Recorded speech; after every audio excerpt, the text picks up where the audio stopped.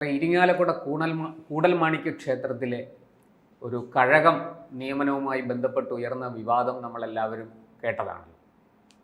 കടുത്ത ജാതി വിവേചനം അവിടെ ഉണ്ടായി എന്നാണ് അവിടെ ഭരിക്കുന്ന ഇടതുപക്ഷത്തിൻ്റെ സർക്കാർ തന്നെ പറയുന്നത്. എന്താണ് സർ ഈ സർക്കാർ ഇത്തരം വിവാദങ്ങൾക്ക് വെള്ളവും വളവും കൊടുത്ത് വളർത്തുന്നത്? നമുക്ക് ഷർട്ട് വിവാദമൊക്കെ നമ്മൾ കണ്ടതാണ്. അല്ല, ഇതിനകത്തുള്ളൊരു ചെറിയ പ്രശ്നം, ഈ നമ്മളൊരു കാര്യം സത്യമായിട്ട് പോകണം. ആ സത്യത്തെ നമുക്ക് മാറ്റി കൊണ്ടുപോകാൻ പറ്റില്ല, നിഷേധിക്കാൻ പറ്റില്ല. ഇപ്പോഴും ജാതി എന്ന് പറയുന്ന ഒരു സംവിധാനം ഇവിടെ ഉണ്ട്. അതില്ല എന്ന് നമ്മൾ എത്ര പറഞ്ഞാലും ഉണ്ട്. നായർ സർവീസ് സൊസൈറ്റി, NSS നായന്മാർക്കല്ലേ ഉള്ളൂ, അല്ലാതെ അതിനകത്ത് ഈഴവരും മുസ്ലിങ്ങളൊന്നും ഇല്ലല്ലോ. SNDP ശ്രീനാരായണ ധർമ്മ പരിപാലന സംഘം, ശ്രീനാരായണ ഗുരുദേവൻ ഉണ്ടാക്കിയത് എല്ലാവർക്കും വേണ്ടിയിട്ടാണെങ്കിലും പക്ഷേ അതിനകത്ത് മഹാഭൂരിപക്ഷവും ചിലപ്പോൾ 4-5 സന്യാസിമാരൊക്കെ അവിടെ ചിലപ്പോൾ ഇവിടെ കണ്ടേക്കാം. അപ്പോൾ അതും പണ്ട്, ഇപ്പോഴും അതിനകത്തൊന്നും ഇല്ല, സന്യാസിമാരൊന്നുമില്ല. വളരെ പഴയ സന്യാസിമാരാരെങ്കിലും നായർ മറ്റ് സമുദായത്തിലുള്ളവരുണ്ടെങ്കിൽ അത് മഹാഭൂരിപക്ഷം കാര്യം ഈഴവ സമുദായത്തിൽപ്പെട്ടവരാണ്.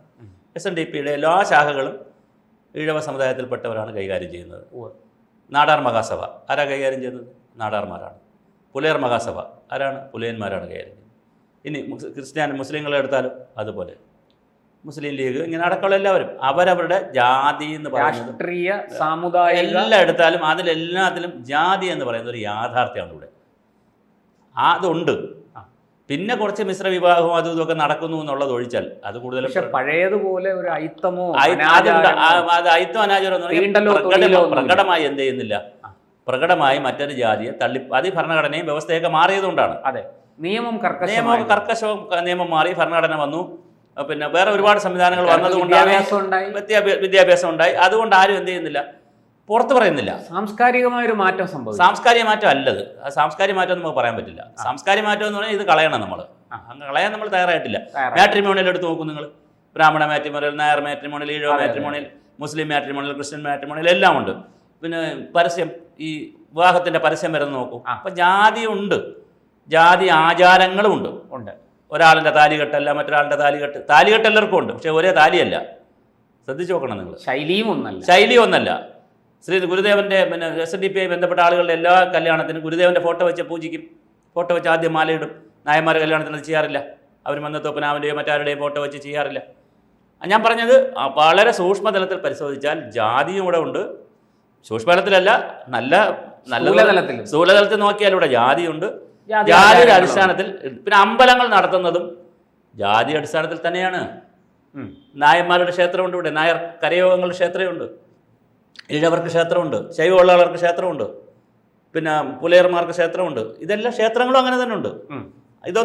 ഇതൊക്കെ യാഥാർത്ഥ്യമാണ്. നമ്മൾ സത്യത്തെ സ്കൂളും അങ്ങനെ ഉണ്ടല്ലോ, സ്കൂൾ നടത്തുന്നത് എല്ലാം അങ്ങനെ ഉണ്ട്. നമ്മൾ ഇല്ലാന്ന് നമ്മൾ പറഞ്ഞു പോകാൻ പറ്റില്ല, ആ സത്യത്തെ നമ്മൾ കണ്ടുപോകണം. പക്ഷെ അതിനുപരിയായി മലയാളി എന്ത് ചെയ്യുന്നുണ്ട്, ഇത് പുറത്ത് പറയുന്നില്ല, ബഹളവും കാണിക്കുന്നില്ല, അവനവൻ്റെ ഇതിൽ സ്വാർത്ഥതയും കൂടെ ഉണ്ട്. ഇത് ഈ സ്വത്വം പുറത്ത് കാണിക്കാതിരിക്കുന്നത് എന്താണ്? എന്തിനാണ് വെറുതെ നമ്മൾ വഴക്കുണ്ടാക്കി ആവശ്യമില്ലാത്തൊരു പ്രശ്നത്തിൽ പോണ്ടാന്ന് വിചാരിച്ചില്ല എന്നുള്ളൊരു ചിന്തയും കൂടി വെച്ചുകൊണ്ടൊക്കെയാണ് അങ്ങനെ പോകുന്നത്. അതിനിടയിലാണ് ഇവിടെ ഒരു വിവാദം വന്നത്. ഇവിടെ 2 പോസ്റ്റുണ്ട്, കഴകത്തിന് 2 പോസ്റ്റുണ്ട്. കാരായ്മകളുണ്ട് അവിടെ, 12ഓളം കാരായ്മ എന്ന് പറയുന്ന കുടുംബക്കാരാണ് ക്ഷേത്രം നടത്തുന്നത്. ചില ജോലികൾ ചില കുടുംബക്കാരാണ് തുടർന്ന് നൂറ്റാണ്ടുകളെ തുടർന്ന് വരുന്നു. അവരുടെ അവിടെ തന്ത്രിമാർ, ഒരു പോസ്റ്റ് തന്ത്രിമാർക്ക് വയ്ക്കാം, ഒരു പോസ്റ്റ് ഗവൺമെൻറ്റിന് വയ്ക്കാം. ഇതാണ് ദേവസ്വം ബോർഡ്, ഇതാണ് വിഷയം. പക്ഷേ എന്ത് ചെയ്യണമായിരുന്നു 2 കൂട്ടരും? ദേവസ്വം ബോർഡ് എന്ന് പറയുന്നത് CPM-ൻ്റെ നേതാക്കളാണ് കംപ്ലീറ്റും. CPIയും CPM-ഉം, ചെയർമാൻ CPM-ഉം അല്ല പ്രസിഡന്റ് CPM-ഉം, ബാക്കിയുള്ളവർ CPM ഘടകങ്ങളാണ്, കമ്മ്യൂണിസ്റ്റുകാരാണ് അവിടെ ഉള്ളത്. അവർ അമ്പലവുമായിട്ട് ബന്ധപ്പെട്ട് എന്ത് കാര്യം എന്നുള്ളത് വേറെ ചർച്ചയാണ്, അത് വേറെ കാര്യം. പക്ഷേ എങ്കിൽ അവരാണ് കൂടുതൽ അവിടെ ഉള്ളത്. അപ്പം തന്ത്രിമാരും ഉണ്ട് അവിടെ, മറ്റുള്ളവരും ഉണ്ട്. ഇവർ രണ്ടുപേരും കൂടെ എന്ത് ചെയ്യണമായിരുന്നു? ധാരണയുടെ പുറത്ത് കാര്യങ്ങൾ ചെയ്യണമായിരുന്നു. ഇവർ രണ്ടുപേരും ധാരണയുടെ പുറത്തല്ല ചെയ്തത്. അപ്പം നൂറ്റാണ്ടുകളായി ജോലി ചെയ്തുകൊണ്ടിരുന്ന കാരായ്മ കുടുംബത്തിലുള്ള ഒരാളുണ്ട് അവിടെ, രഞ്ജിത്തുണ്ട്. രഞ്ജിത്തിന് അന്ന് തൊട്ട് ജോലി നഷ്ടപ്പെടുന്നു. ഫെബ്രുവരി 24 ഉച്ചയാകുമ്പോൾ രഞ്ജിത്തിന് ജോലി നഷ്ടപ്പെടുന്നു. പകരം ജോലി ആർക്ക് കിട്ടുന്നു? ബാലുവിന് കിട്ടുന്നു. ബാലു 4-5 ദിവസം തുടരുമ്പോൾ തന്ത്രിമാർ കത്ത് കൊടുക്കുന്നു, ബാലുവിനെ ഈ പോസ്റ്റിൽ വെക്കാൻ പറ്റത്തില്ല, മറ്റേതെങ്കിലും പോസ്റ്റിൽ വെക്കണം. ഈ പോസ്റ്റ് ആർക്ക് തന്നെ കൊടുക്കണം? കാരായ്മ കുടുംബത്തിന് കൊടുക്കണം. അവിടെ ജാതിയൊന്നും പറയുന്നില്ല. നിർഭാഗ്യവശാൽ എന്തായിപ്പോയി, കാരായ്മ കുടുംബക്കാർ വാര്യർ സമുദായവും ഇയാൾ സാധാരണ സമുദായം, മറ്റേ ഈഴവ സമുദായം. ഇയാൾ ഇതിനു മുമ്പ് രണ്ടമ്പലത്തിൽ വർക്ക് ചെയ്തിരുന്നു. ആര്യനാട് ക്ഷേത്രത്തിൽ വർക്ക് ചെയ്തിരുന്നു, ഉഴമലയ്ക്കൽ ക്ഷേത്രത്തിൽ കഴകമായിട്ട് തന്നെ വർക്ക് ചെയ്തിരുന്നു ബാലു. അവിടെ ഒന്നും എന്ത് വന്നില്ല, അവിടെ ഒന്നും ഈ തർക്കം വന്നില്ല. അപ്പം പക്ഷേ കൂടൽമാണിക്യത്തിൽ ഈ തർക്കം വന്നു. അപ്പോൾ ഇവർ എന്ത് ചെയ്യണമായിരുന്നു, ഇതൊരു വലിയ വിവാദ വിഷയമാക്കി കൊണ്ടുപോകാതെ രണ്ടു കൂട്ടരും കൂടി ഒരു മേശയ്ക്ക് ചുറ്റും അതാണ് ചർച്ചയെ തീർക്കണമായിരുന്നു. പക്ഷെ ചർച്ചയെ തീർക്കാത്തതിന്റെ പിന്നിൽ കുറെ കാര്യങ്ങളുണ്ടെന്ന് ഞാൻ അതെന്തുകൊണ്ടാണ്? അതെന്താന്ന് വെച്ചാൽ കേരളത്തിന്റെ ഒരു ഗുണം എന്തെന്ന് വെച്ചാൽ, ഒന്ന് ഹിന്ദു മതത്തെ സംബന്ധിച്ചിടത്തോളം അതിന് നാഥനില്ല എന്ന് പറഞ്ഞാൽ ഒരു യേശുവിനെ പോലെ അല്ലെങ്കിൽ നബിയെ പോലെ ഒറ്റ പ്രവാചകനില്ല, ഒറ്റ ഗ്രന്ഥവുമില്ല. അങ്ങനെ വന്നാൽ അത് ഹിന്ദുമതം ആവുകയില്ല, അത് വേറെ കഥ. അതെ, എന്ന് പറഞ്ഞാൽ ഇത് സനാതന ധർമ്മമാണ്, സ്വാതന്ത്ര്യമുണ്ട്, ഇതിനകത്ത് ജനാധിപത്യമുണ്ട്, ഇതിനകത്ത് വഴിപ്പിരിവുകളുണ്ട്, 33 കോടി ദൈവങ്ങളുണ്ട്, ഇനിയും അത് 800 അത് പണ്ട്, ഇപ്പം 800 കോടിക്ക് വേണമെങ്കിൽ എന്ത് ചെയ്യാം, ദൈവങ്ങളെ സൃഷ്ടിക്കുക. അങ്ങനെ അത്രയും സ്വാതന്ത്ര്യം കിടക്കുന്ന മതമായതുകൊണ്ട് ഇതിനകത്തും കൂടി ആർക്കും വേണം കയറി പോകാൻ പറ്റും. രാഷ്ട്രീയക്കാർക്ക് കയറി പോവാം, മതവാദികൾ, മതമുള്ളവനും പോവാം, മതമില്ലാത്തവന് കയറി പോവാം, തീവ്രവാദി കയറി പോവാം. ഇപ്പം നിങ്ങൾ സോഷ്യൽ മീഡിയ എടുത്ത് നോക്കൂ, അവിടുത്തെ ജാതി എന്നൊക്കെ പറഞ്ഞ് വിവേചനം എന്നൊക്കെ പറഞ്ഞ് ഏറ്റവും കൂടുതൽ പോസ്റ്റ് ഇട്ടിരിക്കുന്ന ആരാ? യുക്തിവാദികളാണ്. അവർക്കെന്ത് കാര്യമാണ് ഇങ്ങനെ കിടന്ന് തർക്കിക്കുന്നത്? വിശ്വാസികളല്ല കൂടുതലും തർക്കിച്ചിരിക്കുന്നത്, യുക്തിവാദികളാണ്. കാരണം ഇതിൻ്റെ ഇടയിൽ കൂടെ ഒരു ശകലം വെള്ളം കോരാൻ പറ്റുമോ, മീൻ പിടിക്കാൻ പറ്റുമോ? പാലായിൽ മറ്റേ ഇത് കണ്ടപ്പോഴേ കുരിശ് നമ്മളെ ശിവവിഗ്രഹം കണ്ടപ്പോൾ ജസ്ന മാടശ്ശേരിയൊക്കെയാണ് അഭിപ്രായം പറയുന്നത്, ഭയങ്കരമായിട്ട് പ്രതികരിക്കുന്നത്. അപ്പോൾ ഇതിൻ്റെ ഇടയിൽ കൂടെ വെള്ളം കോരാൻ പറ്റുമെന്ന് അങ്ങനെ കുറച്ച് ആളുകൾ, രാഷ്ട്രീയക്കാർ ഇത് ശ്രമിക്കുന്നുണ്ട്. ഹിന്ദു സമുദായത്തെ ഏകീകരിച്ച് നിൽക്കുന്നതിൽ പല ബുദ്ധിമുട്ടുകളും ഉണ്ട്. അറിഞ്ഞോ അറിയാതെയോ കഴിഞ്ഞ കാലങ്ങളേക്കാൾ ഹിന്ദു സമൂഹം എന്ത് ചെയ്യുന്നുണ്ട്, ഏകീകരിക്കപ്പെടുന്നുണ്ട്, പല രൂപത്തിൽ ഏകീകരിക്കപ്പെടുന്നുണ്ട്. ഇപ്പോൾ വെള്ളാപ്പള്ളി നടേശൻ എപ്പോഴും പറയാറുണ്ട്, അത് ഏകീകരിക്കണമെന്ന് പറയാറുണ്ട്. അതെ, ഇതിനെ തന്നെ വെള്ളാപ്പള്ളി നടേശൻ തള്ളിയല്ല പറഞ്ഞത്, ഇതിനെ വേറൊരു തരത്തിലാണ് പുള്ളി അവതരിപ്പിച്ചത്. സാധാരണ അങ്ങനെയല്ല പറയുന്നത്, പക്ഷേ ഇതിന് മറ്റേ കുറച്ചുകൂടി പക്വതയോടെയാണ് പുള്ളിക്കാരൻ ഇത് അവതരിപ്പിച്ചത്. അതുപോലെ ഓരോരുത്തരും കിടപ്പുണ്ട്. അപ്പോൾ ഇതിൻ്റെ ഇടയിലാണ് ഈ വിഷയം. സാർ, രാഷ്ട്രീയമായിട്ട് ഹിന്ദു സംഘടിച്ചു തുടങ്ങിയിരിക്കുന്നു. തീർച്ചയായിട്ടും രാഷ്ട്രീയമായി അതിൻ്റെ ഗുണം ഏതെങ്കിലും ഒരു പർട്ടിക്കുലർ പാർട്ടി കിട്ടുമോ എന്നുള്ളതായിരുന്നു ഉള്ളതാണ് ബാക്കിയുള്ളവരുടെ ഒരു പ്രശ്നം. പക്ഷേ ആ പർട്ടിക്കുലർ പാർട്ടി എന്ന് പറയുമ്പോൾ, ഞാൻ പർട്ടിക്കുലർ പാർട്ടി എന്നല്ല BJP എന്ന് തന്നെ പറയാം, BJP കിട്ടുമോ എന്നുള്ളതാണ് ഒരു വിഷയം. പക്ഷേ അവിടെ BJP കിട്ടുമോ ഇല്ലേ എന്നുള്ളതല്ല, ഇത് ഹിന്ദു സമൂഹത്തിനകത്ത് ഈ ഒരു അനൈക്യം ഉണ്ടാവുന്നു, അല്ലെങ്കിൽ ഇതിൻ്റെ പേരിൽ ജാതിയുടെ മതത്തിൻ്റെ പേരിൽ ബഹളം ഉണ്ടാവുന്നു. ഞാൻ പക്ഷേ എൻ്റെ വ്യക്തിപരമായ അഭിപ്രായം എന്ന് പറഞ്ഞാൽ ആ ഒരു കാലം കഴിഞ്ഞു. ഇപ്പം അങ്ങനല്ല. ഇപ്പോൾ താന്ത്രിക വിദ്യാപീഠം വന്നല്ലോ, ആലുവ താന്ത്രിക വിദ്യാപീഠം വന്നതിന് ശേഷം അബ്രാഹ്മണരും എന്ത് ചെയ്യുന്നുണ്ട്, ശാന്തി പഠിക്കുന്നുണ്ട്, ശാന്തിക്കാരാവുന്നുണ്ട്, പൂജ പഠിക്കുന്നു. പക്ഷേ ശബരിമലയിൽ പറ്റുമോ, അല്ലെങ്കിൽ കൂടൽമാണിക്യത്തിൽ പറ്റുമോ, ഗുരുവായൂരിൽ പറ്റുമോ, അങ്ങനെ പർട്ടിക്കുലർ ചോദിച്ച് നമുക്ക് എന്ത് ചെയ്യാൻ പറ്റില്ല, പോകാൻ പറ്റില്ല. അതെ, അങ്ങനെ പോയാൽ നമുക്ക് അങ്ങനെ പോകാൻ പറ്റില്ല. കാരണം അങ്ങനെ പോയാൽ ബ്രാഹ്മണന്മാർക്കും ജോലി വേണ്ടേ.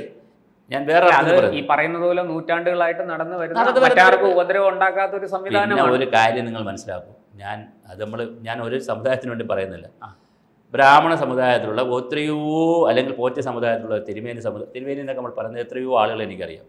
പടച്ചോറ് മാത്രം കഴിച്ച്, പിന്നെ പായസം മാത്രം കഴിച്ച് ജീവിക്കുന്നവരുണ്ട്. പല കാരണങ്ങളാൽ അവർ മറ്റു ജോലിക്ക് പോകുന്നില്ല. പോകണമെന്നൊക്കെ നമുക്ക് പറയാം, നിങ്ങൾ ആ ജോലിക്ക് പൊക്കൂടെ, ഈ ജോലിക്ക് പൊക്കൂടെ എന്നൊക്കെ ചോദിക്കാം, അത് നമുക്ക് ചോദിക്കാം. പക്ഷേ പല കാരണങ്ങളാൽ അവരത് ചെയ്യുന്നില്ല. ഒന്നുകിൽ അവർക്ക് പറ്റില്ല, അവർ പ്രാർത്ഥനയും ഉപനയനവും 24 മണിക്കൂറും വേദം പഠിപ്പും ഇത് സഹസ്രനാമം ചൊല്ലലും അവർ വേറെ ലോകത്താണ്. അപ്പോൾ അതുകൊണ്ട് നമ്മൾ അവരുടെ ഈ പൗരോഹിത്യം ഒരു തൊഴിലായി അവരങ്ങനെ അതാണ് പരമ്പരാഗതമായി ചെയ്തുകൊണ്ട് വരുന്നതാണ്. അപ്പോൾ അവർക്ക് ഒരു ദുഃഖം ഉണ്ടാവും, നൂറ്റാണ്ടുകളായി ഞങ്ങളിത് ചെയ്തു വരുന്നതാണ്. അപ്പോൾ അപ്പോൾ ഇതുകൊണ്ട് ഇതൊക്കെ ബാലൻസ് ചെയ്ത് ചിന്തിക്കുകയാണ് ഗവൺമെൻറ് ചെയ്യേണ്ടത്, പൊളിറ്റിക്കൽ പാർട്ടീസും ചെയ്യേണ്ടത്. പക്ഷേ നടക്കുന്നതല്ല. ഇതിൻ്റെ ഇടയിൽ മാക്സിമം എന്ത് കോരുക എന്നുള്ളതാണ്. എരുതിയിൽ എണ്ണ ഒഴിക്കുന്നത് പോലെ കുറേ തെറി പറയും. ഇപ്പോൾ പല ചാനലുകളൊക്കെ പറയുന്നുണ്ടല്ലോ.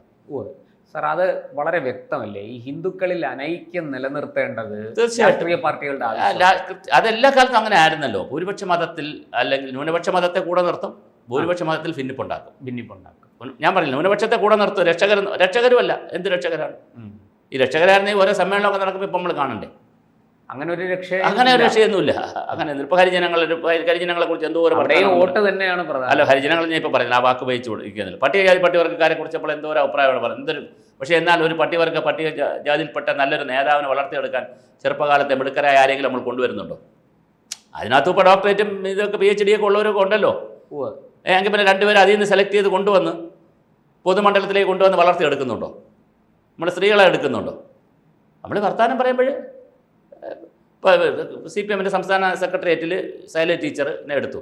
ടീച്ചറിന് എന്തായാലും പറ്റിപ്പോയാൽ 4 ദിവസം സുഖമില്ലാതായി, അങ്ങനെ വരാതിരിക്കട്ടെ, കമ്മിറ്റിക്ക് പോകാൻ പറ്റാതായാൽ വേറൊരു സ്ത്രീ ഇല്ല. പിന്നെ അപ്പോഴെടുക്കുമോ സ്ത്രീയെ? അപ്പോഴെടുക്കുമ്പോൾ അങ്ങനെയാണോ എടുക്കുന്നത്? അങ്ങനെയല്ലല്ലോ.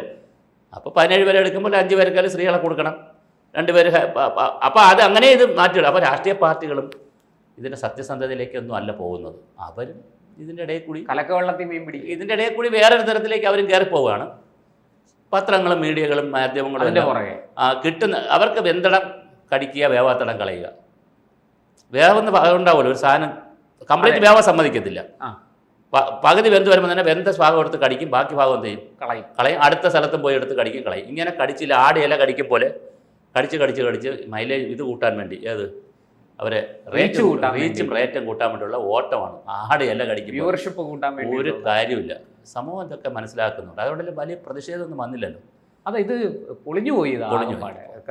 വലിയ തോതിൽ അതൊരു കയറി വരുമെന്ന് വിചാരിച്ചിട്ട് കയറി വന്നില്ല. വരാത്ത ഇതുകൊണ്ടാണ് ഷർട്ട് വിവാദം ഉണ്ടാക്കിയതിന്റെ അത്ര പോലും ഇത് കയറിയില്ല. കാരണം എല്ലാവർക്കും അറിയാം, ആളുകൾക്ക് കാര്യങ്ങളൊക്കെ അറിയാം. അതെ, സത്യം പറഞ്ഞാൽ ഇത് സർക്കാരിനും ആകെ നാണക്കേടായി. പിന്നെ എല്ലാവർക്കും പണ്ട് ഇത് കത്തിക്കാൻ നിന്നതല്ലേ, പക്ഷെ അതൊന്നും കത്തൂല. ഇപ്പം ഇതൊന്നും കത്തത്തില്ല. ഇപ്പം എല്ലാവർക്കും ഇതൊക്കെ അറിയാം. അങ്ങനെ ഒരു വിവേചനമൊന്നും ഇല്ല. തീർച്ചയായിട്ടും.